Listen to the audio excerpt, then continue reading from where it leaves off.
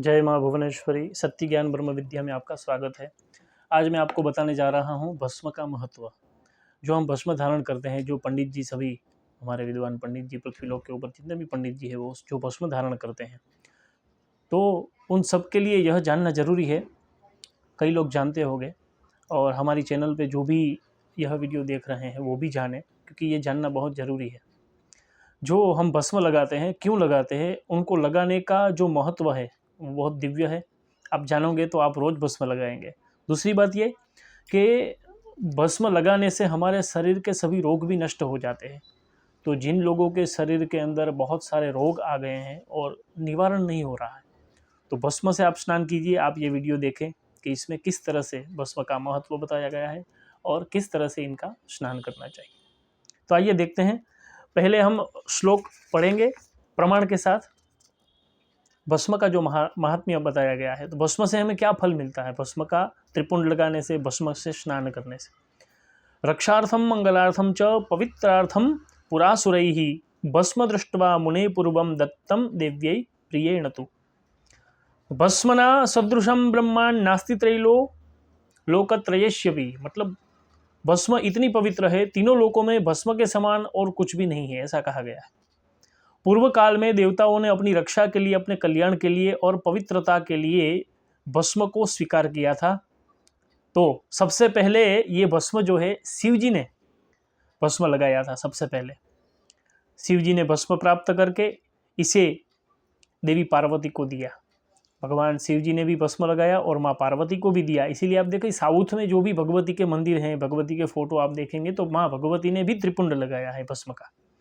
अतएव जो मनुष्य इस आग्नेय सिर भस्म को धारण करेंगे, उनसे स्नान करेंगे, वह सांसारिक बंधनों से मुक्त होकर शिवलोक में प्रतिष्ठित होंगे। तो यह भस्म लगाने से कौन कौन से रोग नष्ट होते हैं।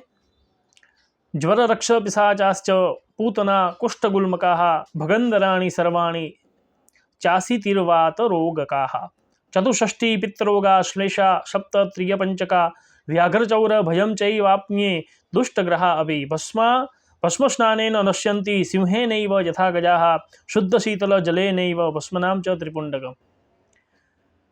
इस भस्म से ज्वर, राक्षस, पिशाच, पूतना रोग, कुष्ठ, गुल्म रोग, सभी प्रकार के भगंधर रोग, 80 प्रकार के वात रोग, 64 प्रकार के पित्त रोग, 105 प्रकार के कफ रोग, बाघ आदि जंतुओं का भय, चोरों का भय और अन्य प्रकार के दुष्ट ग्रह, ये सब भस्म स्नान से उसी प्रकार नष्ट हो जाते हैं जैसे सिंह के द्वारा हाथी विनष्ट कर दिया जाता है। आप सोचे, हमारे शास्त्रों में, हमारे पुराण के अंदर बहुत उपाय दिए गए हैं हमारे मनुष्य का उद्धार हो जाए उनके लिए, लेकिन हमारे पास इतना टाइम कहाँ है कि हम अपने पुराणों को पढ़ें, हम अपने पुराणों में श्रद्धा रखें, हम अपने पुराणों के ऊपर विश्वास रखें। तो हम क्या करते हैं, सभी मनुष्य क्या करते हैं कि एक दूसरे की बातों में आ जाता है। किसी ने क्या कहा, कोई उपाय दे दिया, लेकिन वो तस्मात् शास्त्रम प्रमाणम, शास्त्र प्रमाण होना चाहिए। बिना शास्त्र के प्रमाण से कोई बात नहीं होती। यह जो शास्त्र है वो बहुत बड़ा शास्त्र है जिसका नाम है श्रीमद् देवी भागवत महापुराण। शिव पुराण में भी आपको भस्म का महात्म्य मिलेगा, लेकिन ये जो देवी पुराण के अंदर जो भस्म का महत्व है वो आपको कहीं नहीं मिलेगा। तो हम सभी सनातनी हैं, तो भस्म से स्नान तो अवश्य करना चाहिए। लेकिन अभी स्नान कैसे करेंगे, मैंने आपको बता दिया। ये भस्म सबसे पहले भगवान शिव जी ने लगाई गई, शिव जी ने लगाई थी अपने शरीर के अंदर, फिर माँ पार्वती को दिया और उनसे सभी देवताओं ने फिर लगाया और विजय को प्राप्त हुए। और यह जो भस्म का महत्व है वो आज हमारे सामने है। तो मैं आपको ये देखो, ये जो बात है वो आपको कहीं नहीं मिलेगी, कहीं सुनने नहीं मिलेगी। ऐसे ही दिव्य उपाय मैं आपको बताने का प्रयत्न करूंगा इस चैनल के ऊपर, ताकि आप सभी के दुख, दर्द, रोग नष्ट हो जाएं। इसके लिए मैं पूरा प्रयत्न करूंगा, क्योंकि मैं जानता हूं जब किसी को बीमारी आती है ना शरीर के अंदर, तो बहुत कष्टदायी होती है। तो उसी लिए मैं थोड़ा प्रयत्न कर रहा हूँ आपको। लेकिन ये हमारे शास्त्र में पहले से ही थे। भगवान वेद व्यास जी ने तो ये सब पहले ही कह दिया। इतने सालों पहले, 5000 साल पहले ही भगवान वेद व्यास जी ने ये सभी पुराण की रचना कर दी। लेकिन जब पुण्य का उदय होता है ना, तभी कोई सच्ची बात, गुरु कृपा, देव कृपा तभी होती है, उससे पहले नहीं होती। तो अगर आप किसी के शरीर में भी रोग है या आप स्वस्थ रहना चाहते हैं, तो रोज़ शुद्ध जल से पहले स्नान कर लें, उसके बाद आप भस्म से स्नान करें। भस्म कैसी होनी चाहिए वो भी मैं आपको, भस्म श्वेत ही होनी चाहिए, काली भस्म नहीं होती कभी, भस्म होती है श्वेत। सीतेन भस्मना कुर्या त्रिसंध्यम यस त्रिपुंड्रकम सर्व पाप विनिर्मुक्तः शिवलोके महीयते। तो यह जो भस्म है वो कोई भी लगा सकता है, ऐसा नहीं है कि ब्रह्मचर्य भी लगा सकता है, सन्यासी भी लगा सकता है। इसका भी यहाँ पे प्रमाण है कि यह स्नाति भस्मानाम नित्यम जले स्नात्वा ततः परम ब्रह्मचारी गृहस्थो वा वानप्रस्थो थवादरात सर्व पाप निर्मुक्त स याति परमाम गतिम आग्नेयाम भस्मना स्नानम यतीनाम च विशिष्यते। मतलब यति, सन्यासी, सभी लोग यह भस्म को धारण कर सकते हैं, उनको अपने शरीर पे लगा सकते हैं। तो यह भस्म का महत्व है। पहले शुद्ध जल से आप स्नान कर ले, उसके बाद देखो भस्म लेना है, कहीं से भी आपको भस्म मिल जाएगी। काशी की भस्म भी आती है और साउथ की भस्म सबसे बेस्ट और एकदम अच्छी आती है साउथ। तो आप कहीं पे भी पूजा की सामग्री की दुकान हो आपके एरिया में तो वहाँ पे आप जाइए और उनसे भस्म मांगे। और ब्राह्मणों के लिए मैं एक बात बताता हूँ, शास्त्र में बताया गया है देवी भागवत के अंदर कि ब्राह्मणों के पास अगर कुछ हो या ना हो, लेकिन धन हो या ना हो, अन्न हो या ना हो, लेकिन भस्म तो अवश्य होनी चाहिए। इतना महत्व भस्म को दिया गया ब्राह्मणों के लिए। तो मेरे सभी विद्वत ब्राह्मणों को मैं नमस्कार करता हूँ। आप भस्म लगाते ही होगे, लेकिन फिर भी एक मेरा अनुरोध है, छोटे भाई आप समझिए, बड़ा भाई समझिए आप, तो मेरा यह अनुरोध है कि घर में भस्म तो होनी ही चाहिए। भस्म लगाने, शरीर पे भी लगानी चाहिए। और जब हम त्रिकाल संध्या करते हैं, सुबह को संध्या करते हैं, दोपहर को करते हैं, शाम को करते हैं, तो अवश्य ही भस्म लगानी चाहिए निसंकोच। मैंने देखा है कहीं कहीं जगह पे भस्म नहीं लगाते, त्रिपुंड नहीं करते, शर्म आती है। क्यों? हमें, हमारा सनातन धर्म है, भगवान ने हमें अधिकार दिया है। जो दूसरे धर्म के लोग हैं वो अपने अपने धर्म को कैसे फॉलो करते हैं आप देखिए। तो हमें अपने धर्म को फॉलो करने में शर्म किसकी? जो भगवान जिसका बखान करते हैं वो हमें नहीं करना है।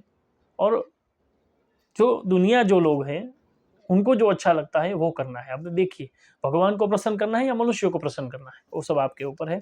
मेरा तो कहने का तात्पर्य यह है, भस्म लेकर आइए बाजार से और उस भस्म को भी पवित्र करना है, क्योंकि भस्म कैसे बनी है हमें नहीं पता है, कौन बना रहा है वो भी नहीं पता है। तो भस्म को आप लाइए, उसके ऊपर पहले आप एक बड़े से बर्तन के अंदर भस्म ले लें। उसके ऊपर पहले आपको भी पवित्र होना है, स्नान करके नहा धो के पवित्र होना है। अपने इष्ट देव के मंदिर के सामने, अपनी कुलदेवी के मंदिर के सामने ऐसे हाथ रखना है, राइट हैंड भस्म के ऊपर, चाहे टोप में हो, चाहे तपेली में हो, या किसी भी बाउल में हो, छोटे प्लास्टिक में, किसी में भी हो, उसके ऊपर हाथ रखना है। और आपको, अगर आपको पुरुषोक्त आता है तो उनका पाठ करना है। अगर आप पंडित जी हैं तो आपको गायत्री मंत्र का जप करना है 100 बार। और वो भी बोलना नहीं है, मन के अंदर। मतलब ये जो ओष्ठ है हमारे, होठ जिसको कहा जाता है, वो भी नहीं चलने चाहिए। मतलब ऐसे ऐसे भी नहीं होना चाहिए, एकदम मन के अंदर ही वो उस मंत्र का जप होना चाहिए। गायत्री मंत्र कभी बोला नहीं जाता। तो ब्राह्मण है तो वो मन में गायत्री मंत्र जपे, अगर क्षत्रिय है तो वो यह मंत्र का जप कर, कोई भी है अगर, तो मैं जो ये मंत्र बोल रहा हूँ उसका जप करे। उसके ऊपर 100 बार मंत्र का जप करेंगे। अगर वो भी आपको नहीं आता है, मैं जो भी बोलूँगा, तो आपको मृत्युंजय महादेव त्राहिमाम शरणागतम जन्म मृत्यु जरा व्याधि पीड़ितम कर्मबंधनहि, इस मंत्र का ये श्लोक है, इनका भी आप जप कर सकते हैं। लेकिन त्र्यंबक जो मंत्र है, त्र्यंबकम जजामहे, वो नहीं बोलना है, मृत्युंजय महादेव बोलना है, या फिर ओम नमः शिवाय का 108 बार पाठ करना है। और इस तरह से उनको ढक देना है और वो भस्म है वो पवित्र हो जाएगी, अभिमंत्रित हो जाएगी। उसके बाद उस भस्म को लगाना है पूरे शरीर में।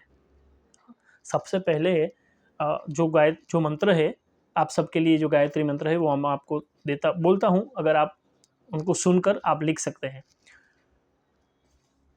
विहिम्यो ह्रीम्यो देवः सवितास्माकं मनः प्राणेन्द्रियः क्रियाः प्रचोदयति तद्भर्गं वरेण्यं समुपास्महे।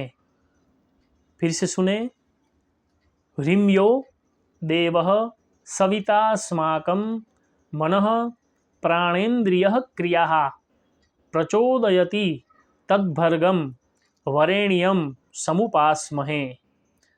यह गायत्री मंत्र है, आप सब के लिए है। इसको गायत्री मंत्र कहा जाता है। जिनको वेद का अधिकार नहीं है वो यह गायत्री मंत्र का उपयोग कर सकते हैं।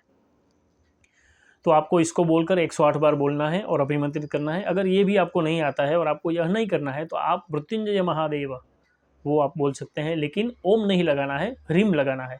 ह्रीम मृत्युंजय महादेव त्राहि माम शरणागतम जन्म मृत्यु जरा व्याधि पीड़ितम कर्मबंधनैः। 108 बार इनका भी जप करें, वो भस्म पवित्र हो जाएगी। फिर उस भस्म को शुद्ध जल से पहले स्नान कर ले, फिर उस भस्म को अपने पहले मस्तक पे लगाएं, इस तरह से सभी जगह पे लगा लें गले में, और फिर आप पूरे शरीर पे लगा लें। फिर वो जो भस्म आपने रखी है वो एक वाटी में ले लें और आप बाथरूम में चले जाएं। सभी जगह पे भगवान का नाम मन में लेना है, ओम नमः शिवाय बोलकर सभी जगह पे भस्म लगा लें पूरे शरीर में।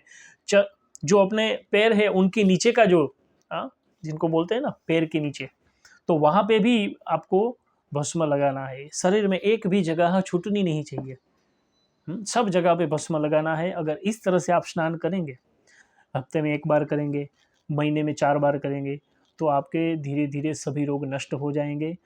देखो, अगर हो सके तो रोज भस्म से स्नान करिए, रोज। अगर नहीं हो सकता तो हफ्ते में 4 बार तो अवश्य करें, सभी पाप से भी मुक्त हो जाएंगे और सभी रोग भी नष्ट हो जाएंगे। तो यह भस्म का महात्म्य है।